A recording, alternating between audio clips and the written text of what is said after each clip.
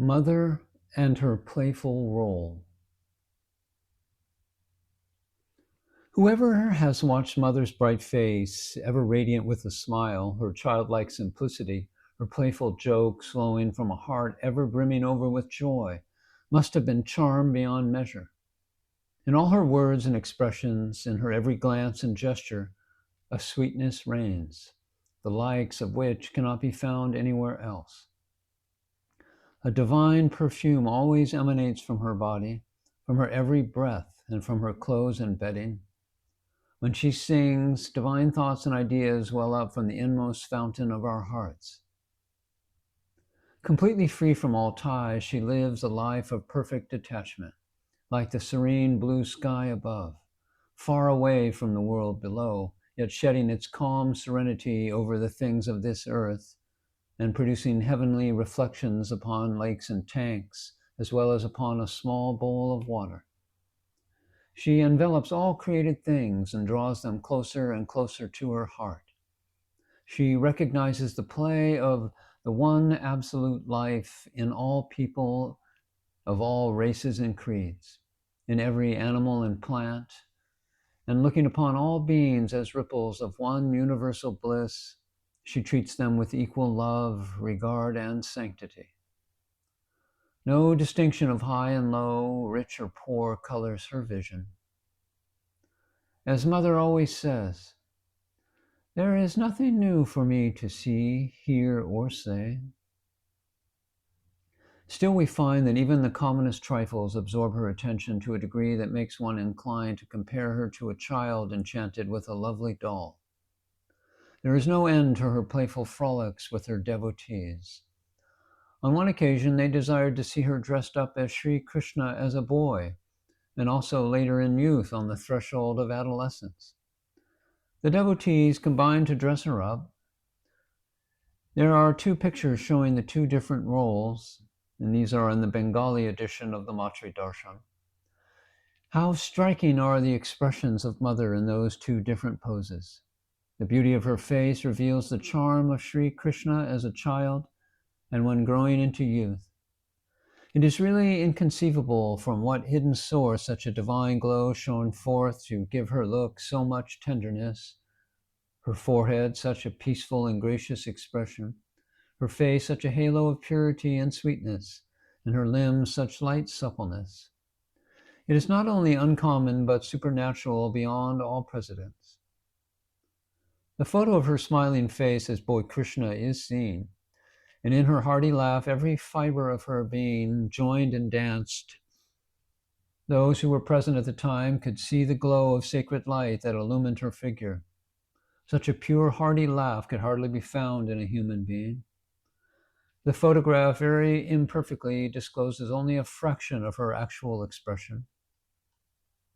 Wherever Mother goes, her presence carries an exquisite sweetness, pervading the thoughts and ideas of people flocking around her. Whatever might be the nature of one's thoughts, one feels pleasantly surprised to find one's mind being purified and refined by her subtle influence. The sight of Sri Krishna awakened motherly affection in Yashoda, friendly feelings in Sri Krishna and Sudama, and selfless love in the hearts of the milkmaids of Brajadharn. Mother's presence, too, induces different phases of devotional love and adoration in different souls. From her very infancy, she had been playing upon the main springs of human life. Her comrades knew no joy without her company. Whoever came in touch with her, children, youths, or old people, were so charmed that they often would ask when parting, "When shall we meet again?" Wherever she happens to be, a joyous multitude assembles. A wave of intoxicating delight stirs hundreds and thousands of men and women with a new inspiration, and their souls dance in response to her sweet words and expressions. The moment she leaves a place, it feels empty. It was also noticed that people who've seen her disheveled, clotted hair, her slovenly dress and careless ways, came to look upon her as an erratic woman and tried to avoid her presence, yet in spite of themselves could not take their eyes off of her. Countless and manifold are the uncommon powers that are constantly manifesting themselves through her playful activities. When she was questioned about them, she used to say, "This body is always in the same mood, without any change whatsoever.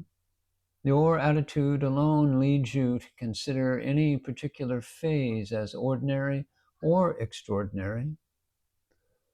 The universe is a divine play.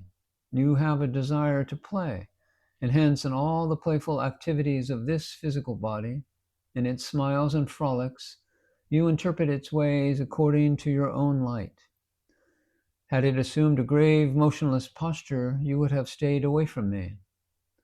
So learn to merge yourselves in divine joy in all its manifestations, and you will reach the final goal of all play." Do you understand? What is beyond the experience of the ordinary person is called extraordinary. To him who has dissolved all thoughts and emotions into one absolute supreme bliss of Atman, which sometimes takes on the role of an individual human being, sometimes of Ishvara, the supreme ruler of the universe, or sometimes of the impersonal absolute, Parabrahman. All these phases are but the casual manifestations of one self-initiated divine play. Mother has no desires, no likes or dislikes. Sometimes supernatural powers play their part in arousing devotional attitudes or awakening pious thoughts in her devotees. Sometimes their extremely prayerful attitude induces corresponding manifestations in her simple behavior. Mother says, "This body is like a drum. Just as you will beat it, it will produce a corresponding sound. I find that there is but one playful master tune ringing through the whole universe."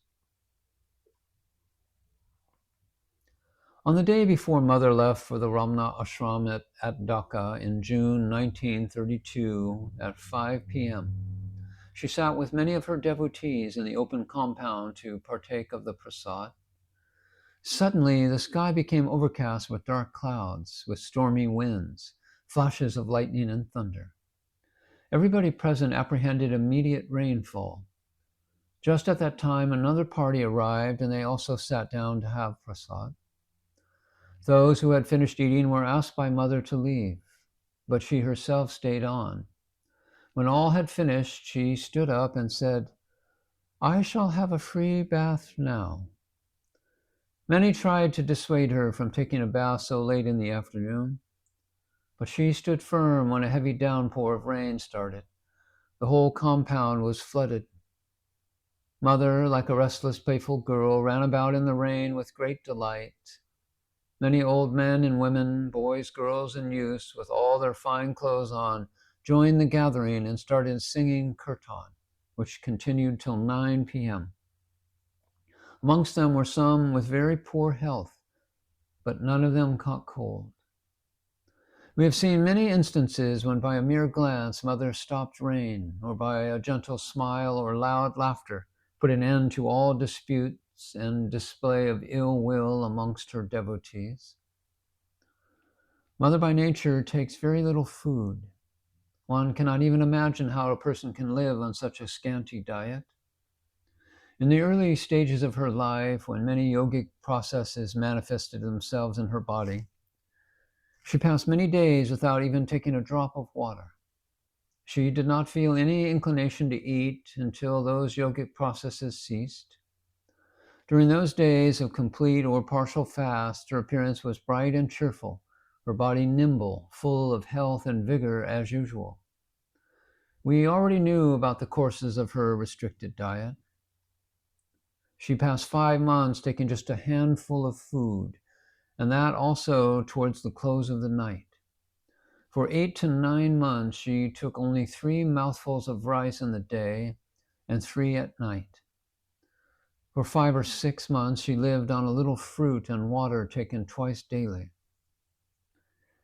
There were occasions when she spent 5 to 6 months eating a small quantity of rice only twice a week, and on other days a few fruits sufficed.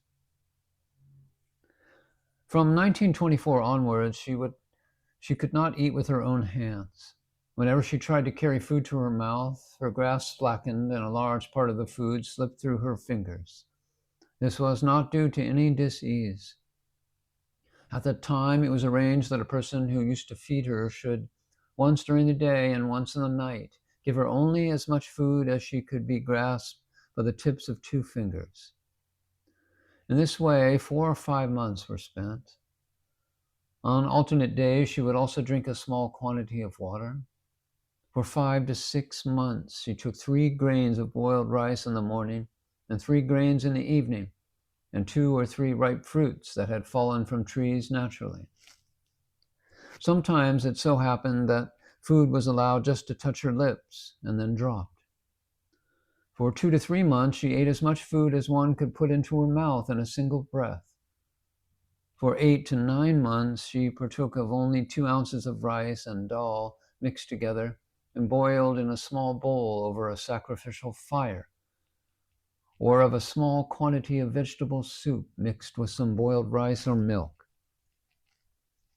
For several days together, she lived on 1 or 2 pieces of roti. It may also be added that for many days on end, she remained entirely without food. After she had given up eating rice altogether, she could not even recognize it.